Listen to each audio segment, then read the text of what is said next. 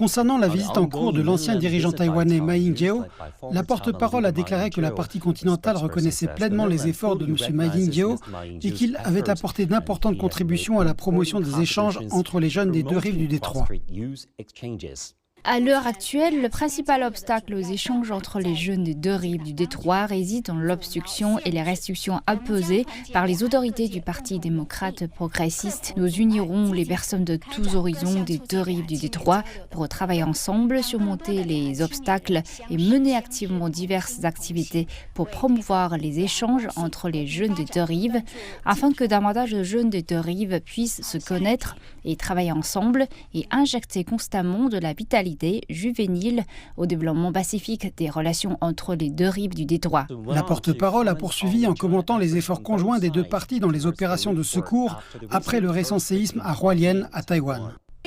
Le sang est plus épais que l'eau et l'amour est plus fort que l'or. Au fil des ans, face aux grandes catastrophes naturelles, les compatriotes des deux côtés du détroit de Taïwan ont ressenti la même chose et se sont entraidés pour surmonter les difficultés.